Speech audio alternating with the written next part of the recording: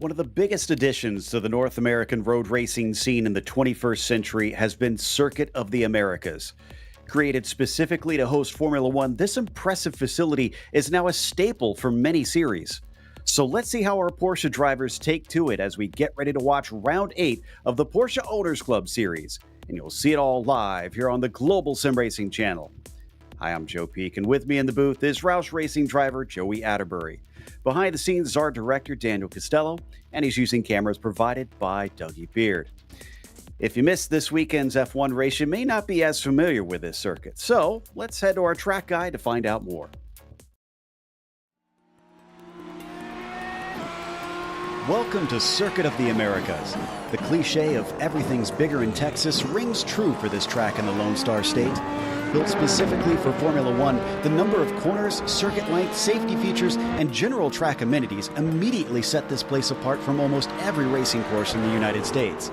Of the 3 layouts available, the most widely used is the Grand Prix circuit, which tops out at a whopping 20 turns along nearly 3.5 miles. Many of them have been modeled after well-known sections of European tracks such as Silverstone, Hockenheim, and Istanbul.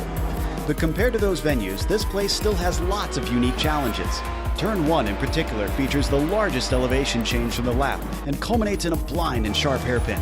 The penultimate corner is just as tough, with its off-camber apex and sudden drop forcing many to escape to the paved runoff on the outside. And though it was meant to lure F1, many other series have now raced here, ranging from IndyCar to WEC, IMSA, and even V8 supercars. Track days are also common, with the SCCA running all types of amateur events to allow up-and-coming drivers to feel what it's like to battle on the same tarmac as Vettel and Hamilton have.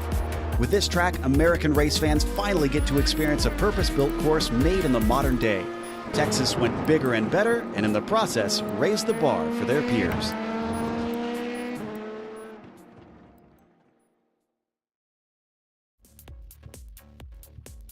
Well, Joey, it's a pretty long lap around here and a lot of corners to take in. It's an aggressive track. It's extremely mentally demanding, and it is full of deception out there with those extremely wide corner entries. But 20 turns, 3.427 miles in length, and actually plenty of elevation for being out there in Austin, Texas. Turn 1, you've got the big steep uphill, but it's also a huge break zone. I said it's deceptive around this place. Well, uphill on entry, it flattens out like a plateau at the top, and then it is downhill on exit through turn number 1. And then really the first sector is incredibly fast through the S section. All the way down there to the other side of the track map at turn 11 is the next hairpin on the course, and it leads out onto that long back straightaway, perfect for slipstreaming and big brake lunges into turn number 12. And then sector 3 is actually the slowest sector of them all, and then to round out that lap is turn number 20, that Andretti turn back there, and that leads out onto the front straightaway. So like I said, it's a lot that you got to memorize out here and try to perfect, and it's tricky, but we'll see how they do in a moment. Before that, we want to mention our sponsors, which includes Porsche. There is no substitute. Find out more at Porsche.com. and Top Gun MG, helping financial advisors be the best of the best. Contact them today at topgunmg.com. That is topgunmg.com.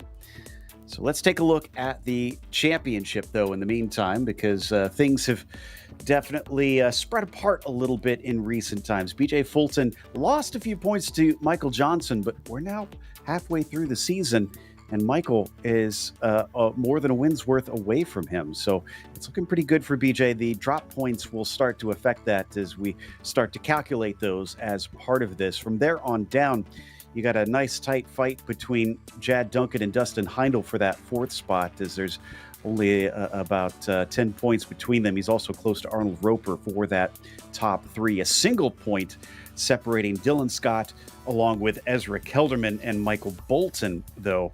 And then we haven't seen Cigar Dewan for quite some time, so we'll see if he will return, because he was fast while he was here. But that is the prototype standings. We also have the GT1, which is our GT3R car. Yeah, right now, Matt Steele is looking pretty unstoppable. I think it is 6 wins in a row right now, giving him that 140 points, about 35 points over Doug Boccignone. They're in second place. Jeff Shulam sitting there in the third position. Mark Rondeau in fourth. Federico Del Toro is actually doing quite a nice job. Has a few podium positions in the last few races there. I think it's 5 podiums in a row. He sits in fifth place, so watch out for that driver to continue to work his way forward in those point standings. Robert Leclerc also out there in sixth. John Momeyer, Larry Haas, Jim Garamani, and Matthew Hollander are the top 10 here that have competed in this GT1 points category. As for today's race, it's your standard fare for our sprint events in this series. It's going to be a 30-minute run. You've got the 2 classes this season, though. That's the big change that we've got. So the Porsche 911 GT3R is your GT1 class that you hear us referring to. And then the Porsche 963 GTP is our prototypes, naturally. And another big change, they are open setup.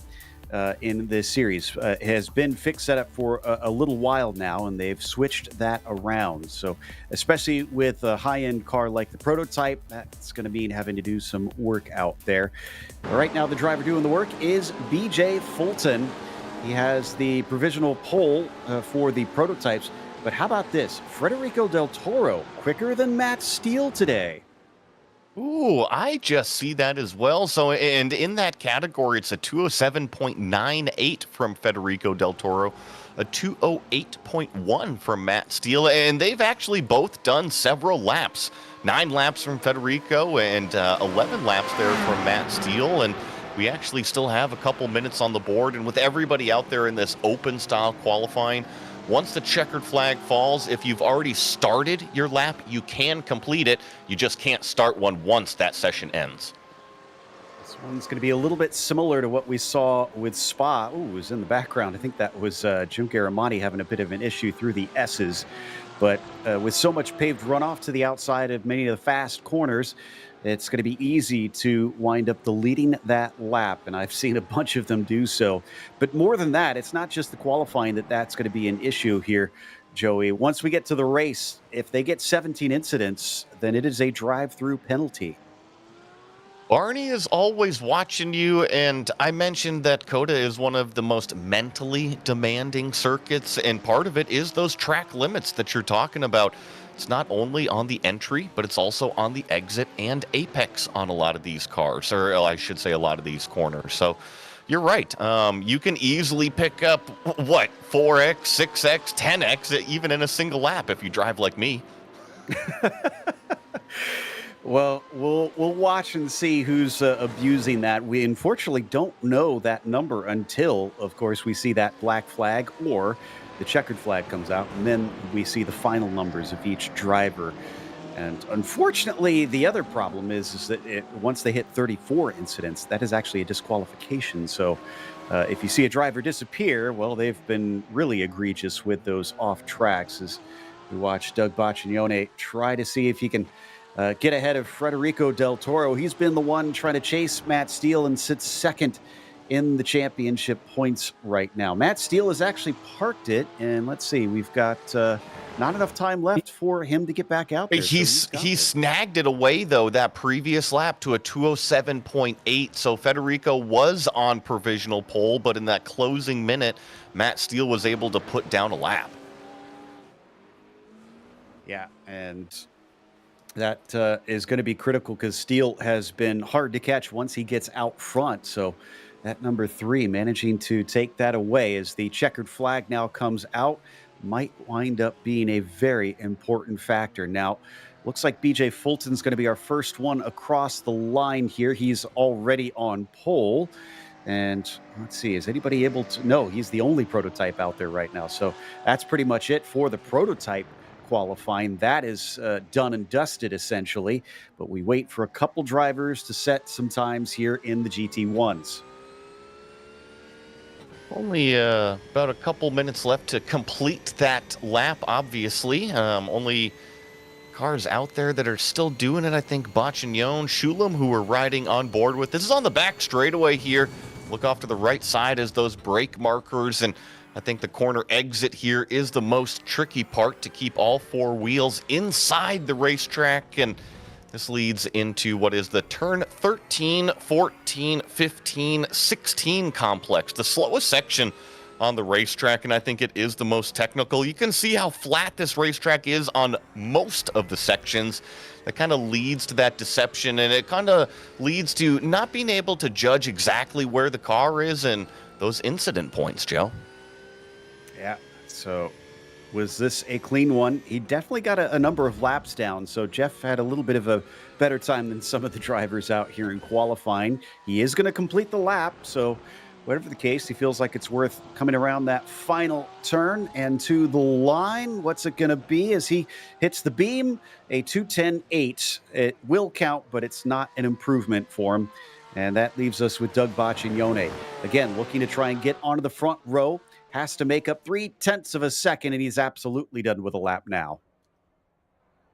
It goes to show you the track limits. It's deceiving, right? You can put your foot down and you can carry that speed, but if you can't keep it on the racetrack, all of it is just kind of thrown out the window. Indeed, it is. That is, as we said, everybody, but we'll wait for the clock to wrap up here for the qualifying session. 16 drivers going to be taking part in this one. 2 more of our GT1s than we have of our prototypes. Really happy to see Jim Walsh come back. I got to call his full season over in the USA West Series for Porsche Sprint Challenge. So welcome back, Jim. Hopefully we'll get to see some good running. He has experience here. Got to watch him compete back in May at this track. I think one of the nice things, one of the cool things, I should say, about this POC League is the majority of these drivers have a lot of real-world track experience, and some of them do pop up here in iRacing in terms of those tracks and that knowledge. All right, looks like we can count that qualifying officially over, which gives us a chance to go through the starting order, and it is BJ Fulton who is on the pole position. Chad Duncan starts next to him. Then it'll be Dylan Scott on the inside of row 2. Will Castillo will be on the outside of that row in 4th. Dustin Heindel starts in P5 today. AJ Roper, a little bit surprisingly far down. I know he was having trouble getting a clean lap. He'll start from 6th, with Michael Bolton being the last of our GTPs. Joey? Then over in the GT1 field, it is Matt Steele on pole. Federico Del Toro right there next to him, sharing row number 1. Doug Baccignone in 3rd place with Mark Rondeau in 4th. Jeffrey Shulam is going to start off in 5th with Jim Garamani next to him there in 6th, sharing row number 3. Larry Haas in 7th. John Momeyer in 8th. And then there's that driver that you were talking about, Joe. Jim Walsh is going to be rounding out our 9-car GT1 field. And based both on what we saw this weekend with Formula One and from what I witnessed when I called Porsche races here earlier, I know that turn 1 is going to be an issue to discuss. 91 Fahrenheit on the track surface, so it's also going to be slippery on their way in there. So, Joey, put yourself in the cockpit. How do you want to approach this one? Well, I mean, I've had terrible incidents and terrible luck at COTA Turn 1, especially in practice back in the Grand Am GS cars. I had an Aston Martin plow into the side of me, completely right off a couple chassis. So, in my opinion, Joe, Turn 1 needs to be treated with respect out there. Cold tires, cold brain, and you got everybody packed together. It's going to be a close start. I think the more cautious you are going into turn one, the actually more gains you have coming out of turn one, which is the more important side of things. You need to survive the first half of the corner, accelerate out of the back half. So, in my opinion, maybe have a little bit of an early brake foot going into that brake zone. Obviously, make sure nobody is up your gearbox if you're going to be a little early on that brake pedal. But the corner exit is more important. Let's see if anybody's listening to Joey's advice on this one. Crossing our fingers that we get through that first corner, because remember, they have a special rule in this series where if enough incident points are accrued on the first lap, they will throw a yellow, and that's automatic. It is handled by software that they're using here with the sim, third-party software that will throw that yellow flag. So drivers need to try and respect not just each other, but the boundaries of the track, because it's just by incident points. So they could get enough of too many drivers try and abuse that. We'll see. I do have high hopes that we'll get a good race out of this one. We saw that you can have some pretty good racing here, even in high-end cars, Joey. You can. It's meant to be wide. It's meant to have raceability. I keep mentioning the word deceiving. It is so deceiving because you look at a lot of these brake zones and the entry of the racetrack just widens. So your eyes go to that apex. You tend to have an early turn in, which is exactly what you don't want. We're glorified drag racers out here. We want to go fast in a straight line. That's usually what sets up that pass. And if you blow the entry of the corner, it all goes out the window. Well, last corner before they become unleashed here as the pace car is in. Hand over control to BJ Fulton coming off that final corner. He waits patiently for the flag stand as they do have to wait for the call from Barney. And it does take a while before they get to where he's happy on this straightaway. So as they look for it, there it is. Green flag is out, and wow, did not go. Will Castillo was kind of sleeping there, and that actually checked up a bunch behind him. That separates them slightly. Coming up into the corner, three abreast as they go through. Inside manages to make it back in the GT1s. Looks like they'll all manage to keep clean, and we are through turn one. Everybody in both classes are completely through. Now it starts to get narrow through the S's here. Look at how close those GTPs are. I can confirm that Matt Steele hung on to that lead position in the GT1 class, and Doug Bacchignone actually capitalized on that start in turn one as it really gets crowded up there between Roper and Castillo. Big wiggle for Will as well. AJ Roper trying to make up for that qualifying. He wants to get by that fellow orange car coming down into the braking. As we jump back, starting from pit lane, it was Dustin Heindel. Not sure why he elected to do that. Could be just he felt there was going to be problems. Oh, and did Roper get spun here? There's smoke at the corner.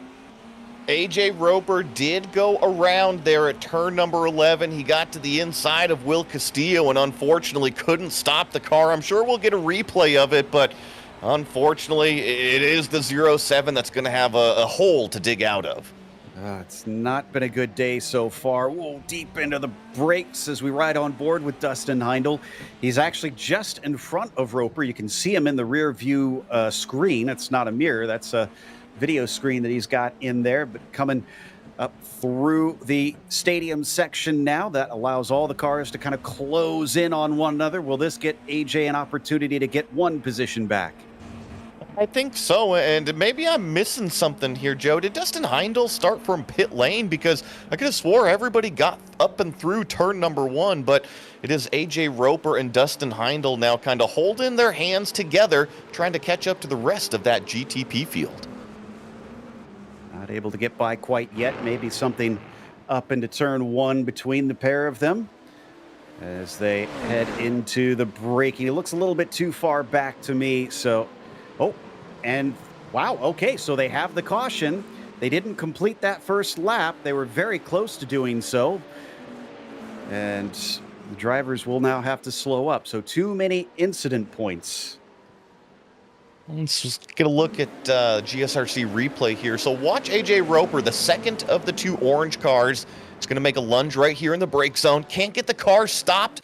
Goes into the side of Castillo there. And because it's that front end contact, he actually jumps on the brakes, but still can't get it completely stopped, but does a great job getting off of the racetrack, out of the way of the other class. Yeah, thankfully spun it the correct direction there, and is back running relatively quickly. So now that things have been frozen, so your order is BJ Fulton, Jad Duncan is in second, with Dylan Scott sitting in third. And then down in the GT1s, Matt Steele leads Bacciglione and Federico Del Toro. So it's a pretty decent start for our fields. We didn't really see any major incidents. I suspect that was more down to drivers having too many off tracks that cost us that yellow.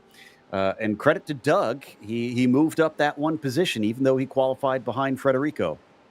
If any of you guys watch NASCAR or NASCAR fans, in that Charlotte Roval race, they were constantly having track limit issues over there. I think the lap one deal kind of applies over here as well, because did you see how close our GTP field was running? It was nose to tail through the S's. And if the lead car is maybe flirting with those track limits, everybody else behind is also going to be flirting with those track limits or stepping over. That could just be simply one situation. Got another replay with Jeffrey Schulem. He may have also added to it. And when these cars spin, that's 2 incident points. So a little bit more than just those simple off tracks, which is worth 1. Let's see what happens for him through the stadium section. Oh, he has to take evasive action. And, you know, I think that's something we need to talk about here as well, is the difference in equipment. Now, I don't know what Jeffrey is running, but anybody who is on a single monitor, I can tell you from experience, this track is actually a lot more difficult than you would expect. The corners are very sharp. I would say turn 1, turn 11, turn 12 through 16. And even the final turn number 20, is relatively sharp when you actually look at the radius of them. And you're right. If you're on a single monitor, you are limited on, call it, the field of view that you see out the windshield. If you have triple monitors, they kind of wrap around you a little bit more like a cocoon, if you will, so you can kind of turn your head left and right. It allows you a wider field of view to look at those apexes when it's a sharper turn. Same thing with virtual reality, right? That takes it even more to the next level, that you can physically turn your head and look to see exactly where you need to go out on the racetrack. As we get another replay, this is at the end of the back straightaway. That's turn number 12. And I think we're just seeing some of these cars kind of flirt with those track limits. It can be so easy to overstep it, maybe just a little bit on an exit or a little bit on an entry, but you also get a good picture of how wide this racetrack is. And with those slower, call it technical sections, allows for some alternate lines and some over-unders, some racing possibilities for sure. And it showed you the variety of lines that definitely is kind of offered at that end of the lap, which is what is often touted. It's funny because I agree, and I feel like that last section is really fun to watch and see what the cars can do. But I have to tell you, I hate driving it. I do not like driving that section. I wish we could skip it. It's slow and tedious, right? Most of the other racetrack or parts of the racetrack are fast and kind of flow together. But when you get going really, really slow, and the race cars are meant to go fast and they're happiest going fast, you're right. It's more treacherous, and you look at it and it's just slow. All right, got another replay. Now, AJ Roper stopped on the track, and I'm not sure what has caused this. This is... Oh, he's come into pit lane. Now, he stopped right now, I can tell you. And for some reason, he had to come into pit lane. So I wonder if he had a little bit of contact and some damage on the car that maybe we couldn't see. But he's since come out. and has really just not had a good day. Okay, he's moving now, I can report, but maybe had some hardware issues or something. He's got a ways to catch up to the back of the field, but I think he should have time since, Joey, I think you pointed out we don't have the lights out yet. I didn't. I see the lights on the pace car still, which means that they will go +1 lap. Now, if there is an admin in the session, they can, right-click over there and say going green, or try to get it going green faster. But since the lights are, in fact, on, yes, we will go +1 more lap. And I believe we're in the section here that's, there's turn number 19. So we're coming up to the final turn. We'll have another few minutes of time to kill here before we get back to green flag racing. Watching that pace car to see if they turn off, because they do it by the finish line of what they use for F1. So when it goes off, it'll go off there, and it did. Excellent. All right, so this will be our last lap of pacing, and then we'll go back to green flag. Now, I believe they usually will try to do them too wide on the restart, if I remember correctly. And are they trying to reorder them, or what? No, the kids are having fun on the playground right now. That's all. They're ready to go racing, and they can't go racing yet. They're just having some fun. Yeah. I was gonna say they're bored behind the pace car, so they need ways to entertain themselves. So let's talk about that championship situation a little bit. I mean, in GT1, it's pretty self-explanatory. Like you said, Matt Steele's 6 straight wins at this stage, so he's got a pretty sizable gap over Bacignone. Although Doug's been doing a great job. He's only finished off the podium twice this season, so he's keeping them honest in that sense. But it's down in the prototypes that's interesting, because BJ Fulton also has 5 podiums, 2 of them wins, but last race was one of those that he missed the podium. He finished in 4th, and Johnson caught him up by 2 points. But Johnson's only won 1 race and has been in 2nd twice, and he's missing this race. So that's going to be a drop week for him. And it seems like Michael's been struggling a little bit to seal the deal, even though he's been pretty quick in the races themselves. He has been very quick, and he's one of these drivers that's got an immense wealth of track experience around the world, really. And I think that I'm going to quote him here. He is going to win the next one. He's going to get out there, beat BJ Fulton, and win. Did you see him put that in there? So I'm going to hold him to his word over there. I saw it as well. We'll see what happens. He takes all of this with a good sense of humor about everything, because last time he and I got to call a race together recently, we were talking about the qualifying, and he said himself, "I don't qualify well." I said, "You said it, not me." He says, "No, you say it all the time." And I was like, fair. We like to bring it up a lot, but I do want to stress that he is usually very, very good in the races. So it's unusual to see him be so inconsistent this season on his results. The one that is impressing me lately is Jad Duncan, because he got a 2nd place back at round 5. And then he took his first win this season last time out at Detroit. So he's sitting 2nd. I feel like watch out for Jad Duncan. He could be someone who's starting to jump up the order. He sits 4th in the points battle right now.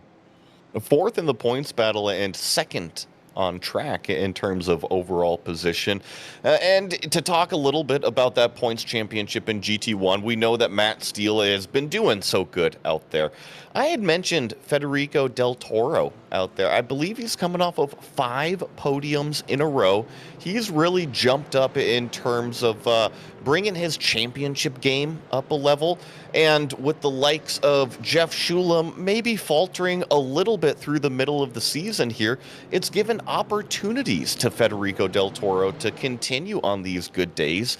So I think that's one of the drivers that I'm really looking towards in terms of the GT1 field. Yeah, that's a really good point. And with him having missed those first 2 races, as soon as those drop weeks start being counted, that should boost him in comparison to some of his rivals.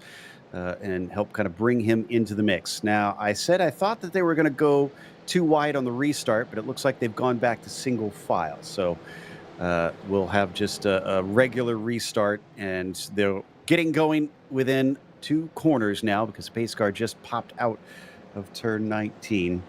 And this has taken up a lot of time because of how long of a lap this is. So it's only now going to be about a 16-minute race, maybe 18 if you add in the 2 minutes of that first lap. Here we go. They come off the final corner already. I can see Will Castillo having to check up because he thought he could game it a little bit and try to take off. BJ Fulton looking for the call, finds the green flag, and off they go. Will Castillo jumps to the inside. He does manage to find the restart a little bit better. Around the outside for Jad Duncan, coming into turn 1 as they go 2 by 2 almost all the way through, cutting all the way to the inside. That's going to be a black flag for Dustin Heindel for cutting the course, and it looks like they're clean for the GT1s as well. And Federico Del Toro had a huge late brake move into turn number 1, puts himself on the outside of Boccignone and now edges ahead. So he's back in that second place position. Matt Steele is already running away, but second, third, and fourth between Del Toro, Boccignone, Rondeau, and we got problems in the GTP field.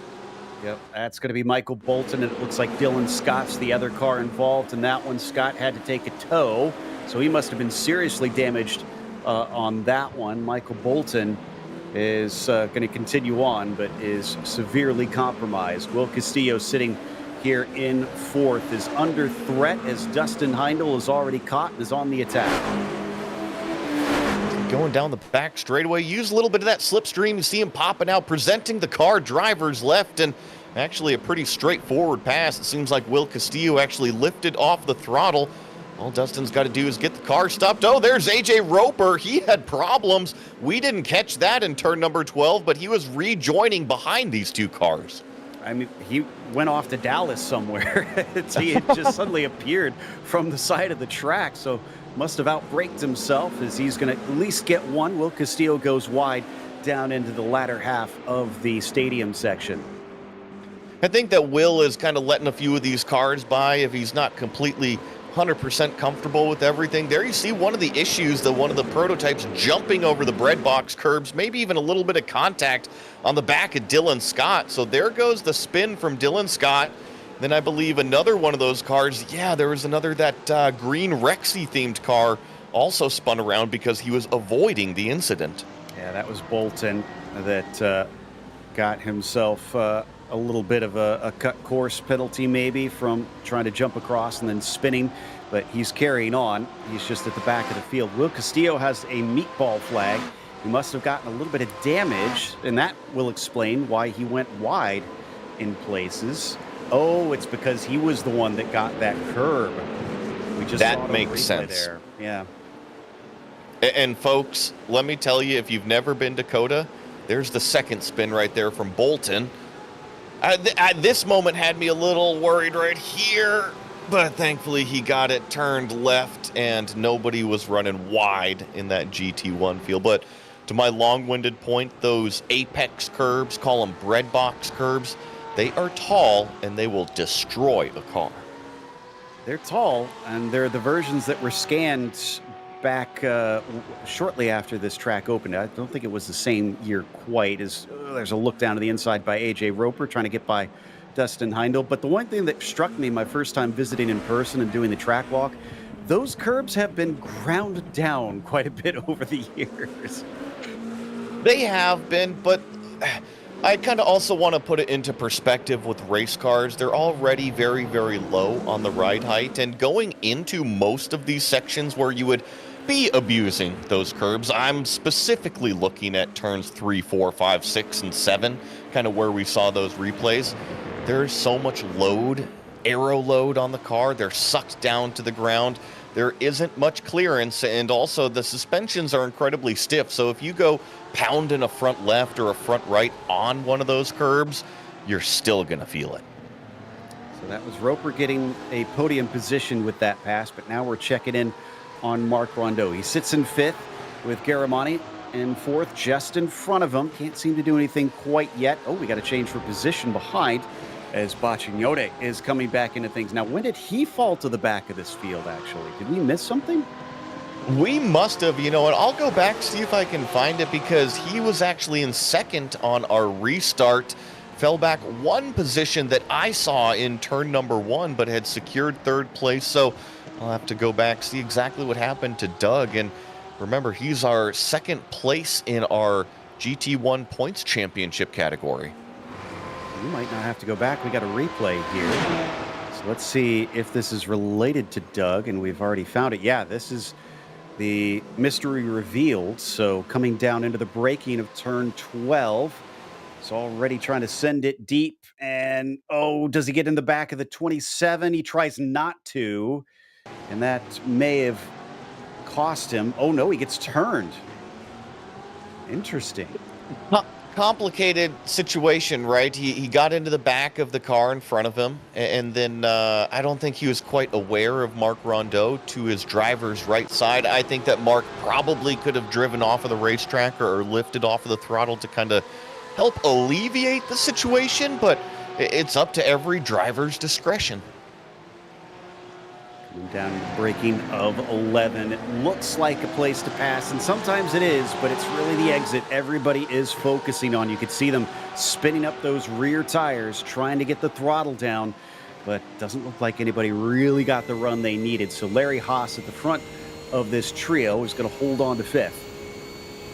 I'm checking the top speeds here, about 155 miles an hour, almost 160 here in the GT1 cars, and it's actually, Larry Haas a little bit wide there on the exit.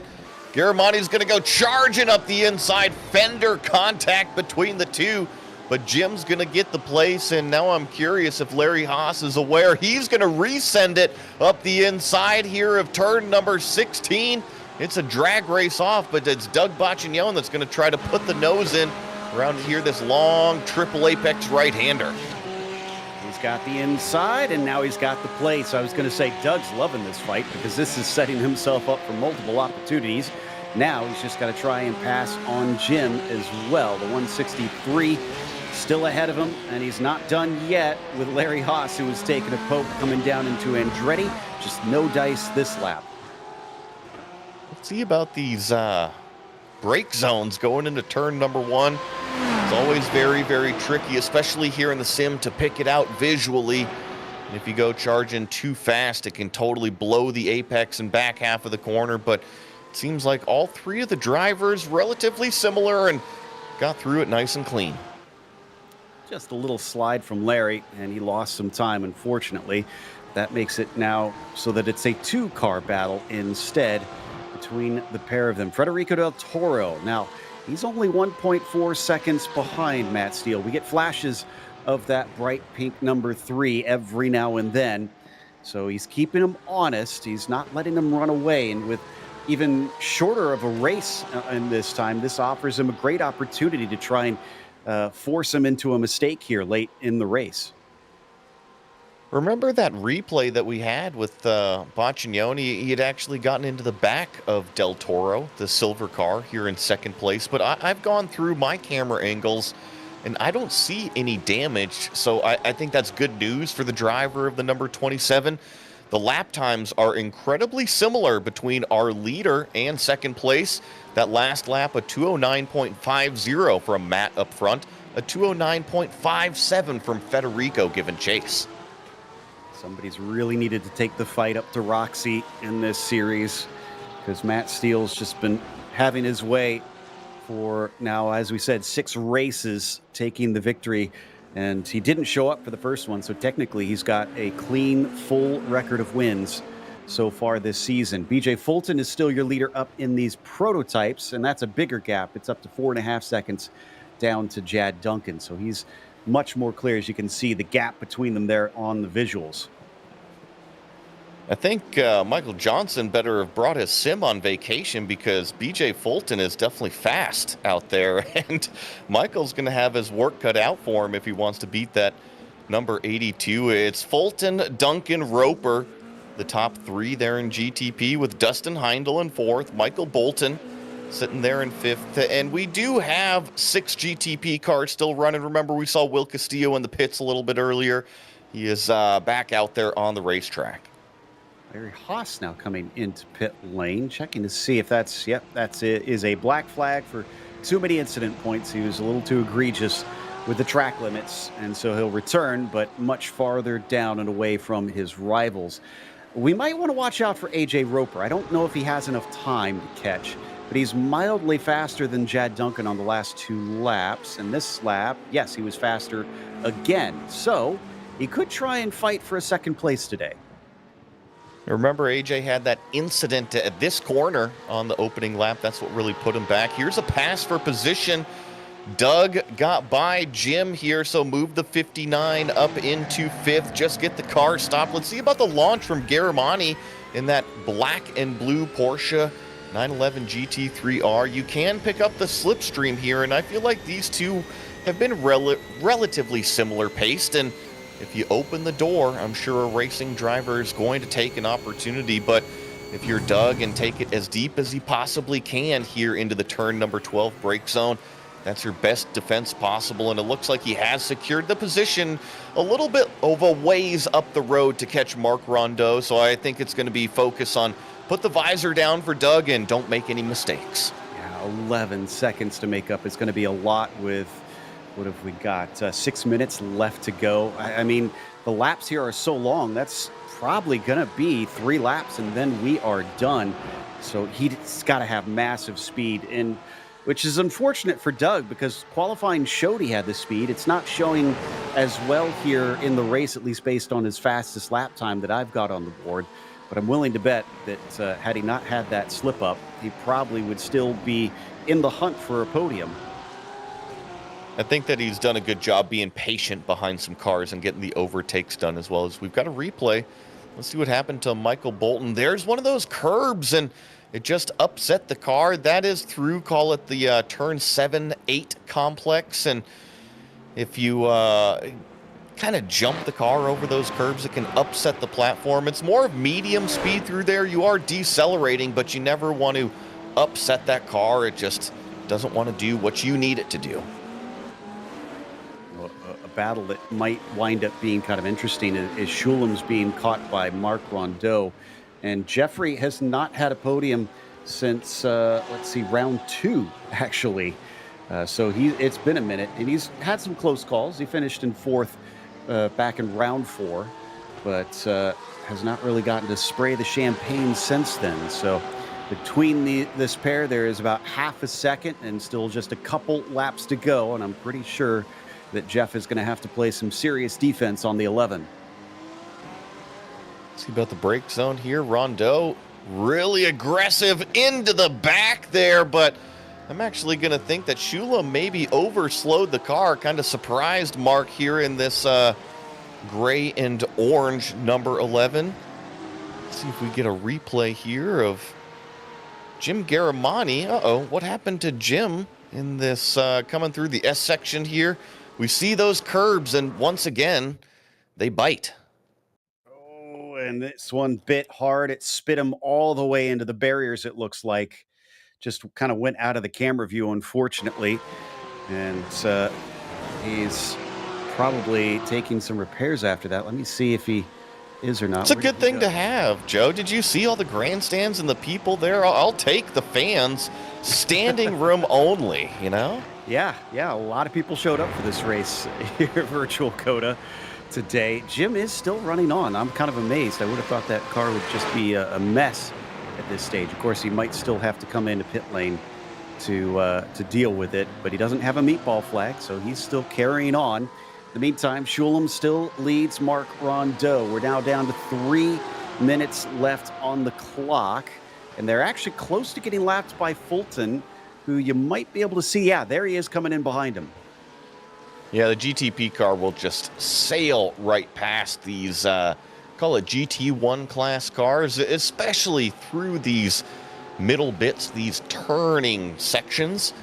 Use all of that downforce. These 911 GT3Rs are phenomenal machines, but a GTP is pretty much like an extra large go-kart with all this downforce. He'll sneak by Rondeau before turn number 11, and then probably just take his time here with Shulam down the straightaway. This doesn't look like it's working out well for Rondeau, because he definitely compromised him. And now that he's on the straightaway, this is a nothing situation for Jeffrey Schulem. He just eases on by him. So that cost Marc Rondeau time, but doesn't pay him any back, at least with that car going by. Should have some more because Chad Duncan is going to try and overtake them. So we're going to take another look at the incident with Jim Garamani.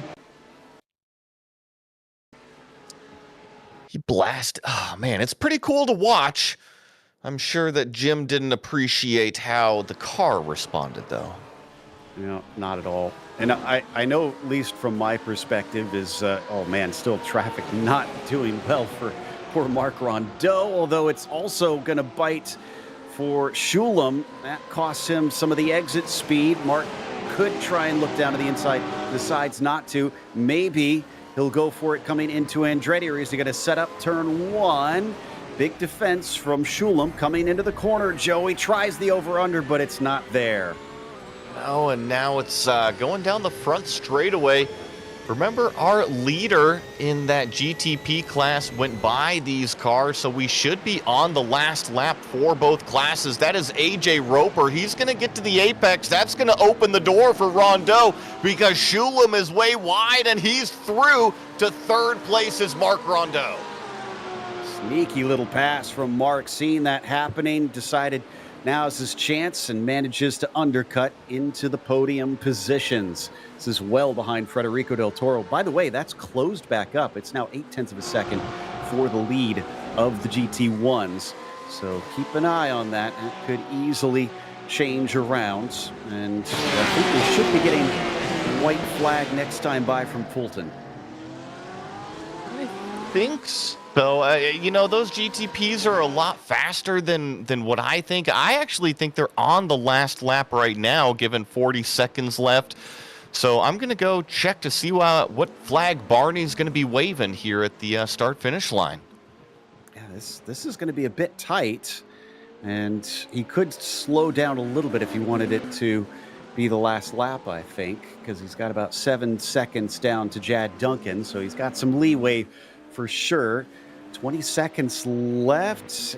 Yeah, this might actually be the last lap. I think you're right. Yeah, this is the last lap faux show, Joe.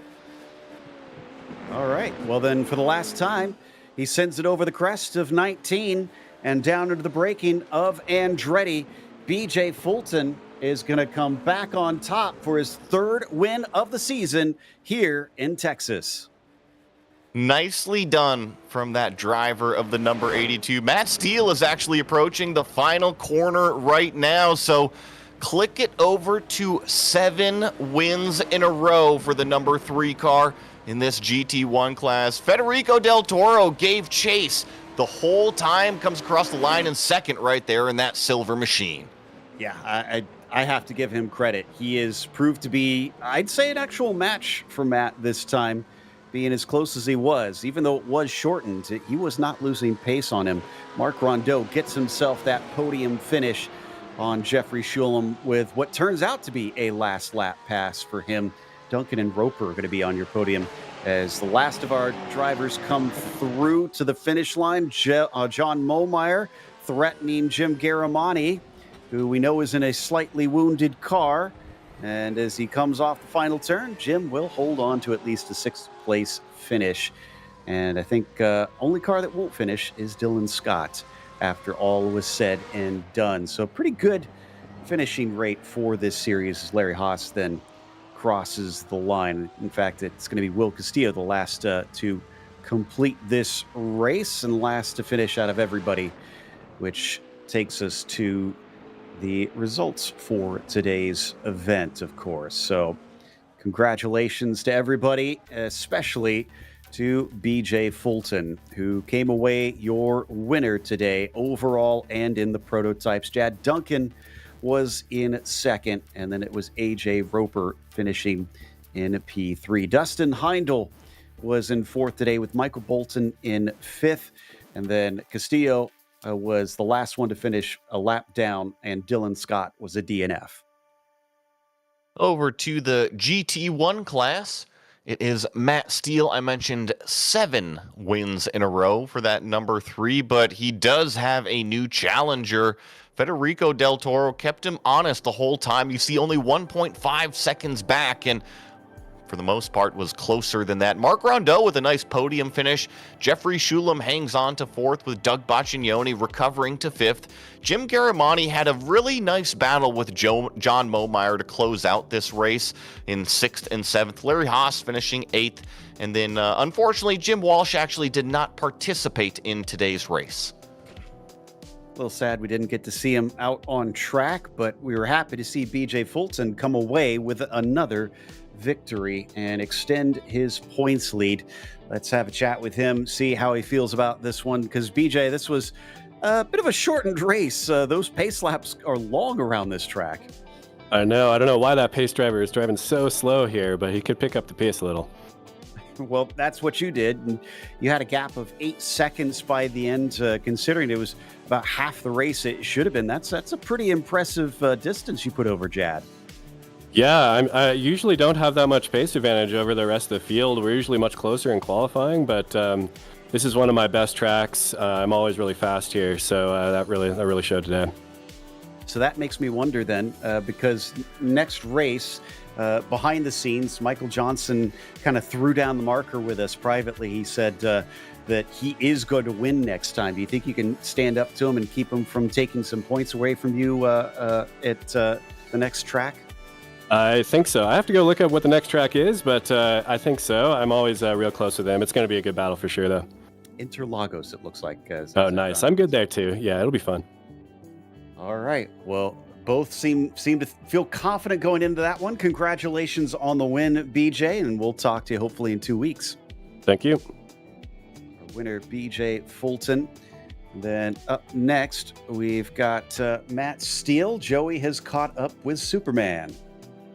7 wins in a row, Mr. Steele. It just seems like you're dominating out there. Well, this was a close one, I have to say. Federico kept me honest. It seemed that way, especially even in qualifying. You kind of only snuck it away there on that last lap, didn't you? Yeah. That was a hairy lap, and I had an LMP closing on me, and they were talking to me in the middle of the lap, like, "Are you on a hot lap? Are you on a fast one?" I'm like, "Yes, quiet, please." And kind of put it together at the very last minute, and was able to stay ahead of Federico. I think the fact that he got down to second or like third maybe or fourth after the start, and I think that's the only thing that kept me ahead of him, because he had a lot of pace and he was super consistent. So it was just a matter of hitting every mark and trying to stay cool and not let the pressure lure me into a mistake. Well, you had mentioned that he had a lot of pace. So what do you find most challenging about this circuit per se? I know it's extremely mentally demanding, but what do you find the most difficult aspect of it? Well, I would say all the 1Xs. It's really easy to collect 1Xs here because, the fast lap, you are inches away from 1Xs everywhere on the track, and it's got a strange rhythm to it. It feels like oddly slow when you're fast, but compounded to that, I just really started practicing today because I've been out of town. I was actually at the real track for the F1 race this weekend, and so I didn't have my usual prep time to really dial in my setup, dial in my time, so I had to kind of jump in and get up the pace. And so I know Federico's been doing his homework, so yeah, it was a good one. It was a good race. Well, insider knowledge versus sim knowledge, I think I would take the weekend at COTA any time. So congratulations on the win in the virtual world, and I'm sure you had a blast in the real world. Is there anybody you want to give a shout out to? Just any family, friends that are watching this, and thanks to you guys. Well, that was Matt Steele making it 7 wins in a row. And Joe, I think you've caught up with Federico. Yes, Federico Del Toro reeling in our leader and the man that's been dominating so far. If it was a longer race, Federico, do you think you could have beat him? I don't know. We were really, really close the whole way through, and we were close in practice. We were close in qualifying. I don't know. I'm not that experienced yet, so I might have had a hard time passing him. That's understandable. I've seen at times GT cars look like they can be tough to try and overtake here, but you've been kind of steadily pulling in these front runners in the points. You missed the first 2 rounds. This is your, I believe, 5th podium in a row. What are you looking at this season? Do you have a certain goal?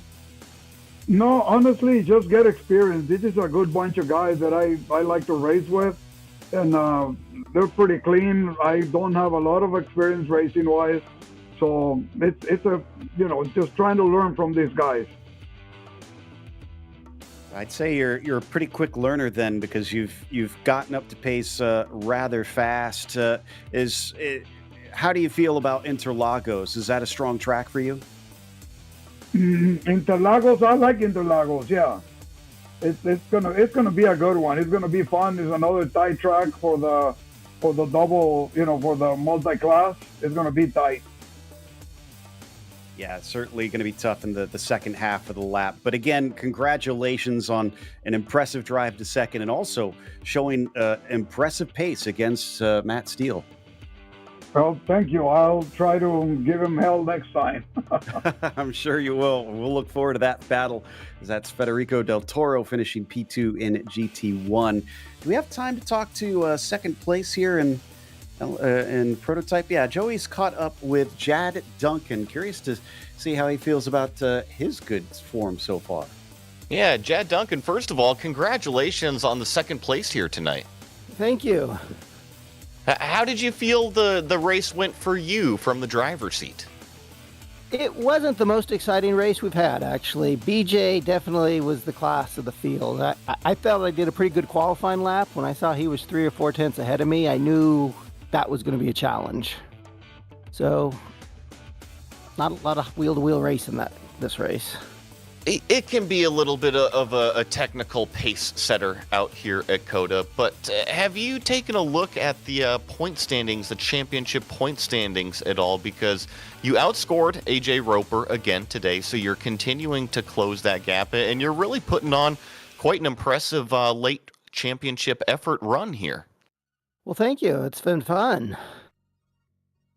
Are you going to be able to keep the momentum up here in the closing few rounds? I'm afraid I'm probably going to miss the next race, but hopefully I can do it in the last few and keep this championship close. Give everyone a run for their money, except probably hard to catch BJ, but everyone else should be a good battle for second. Yeah, AJ's right there. Michael Johnson's right there. So I know that we look forward every time POC gets out there on the racetrack. And thank you for coming out and racing and honestly providing us this entertainment, especially with the championship battle. Is there anybody you want to give a shout out to?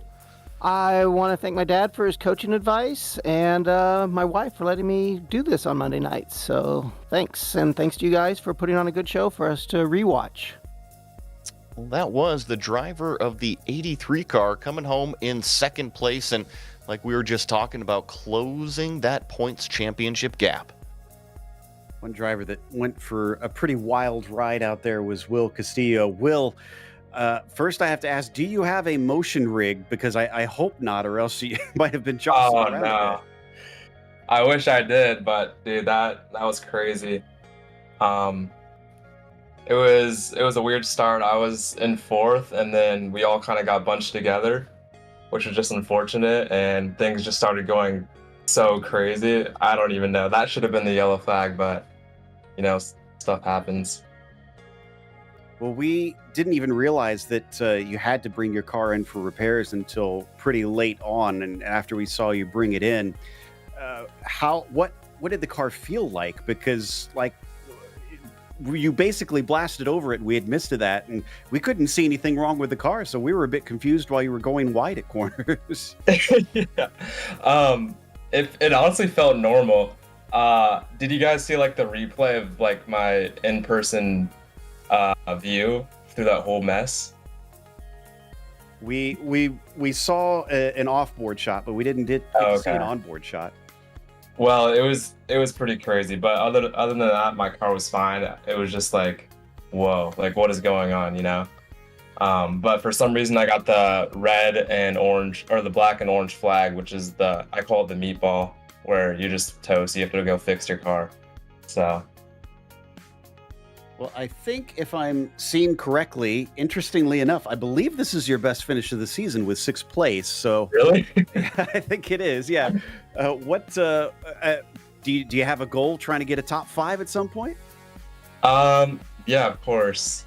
I was kind of hoping for this race.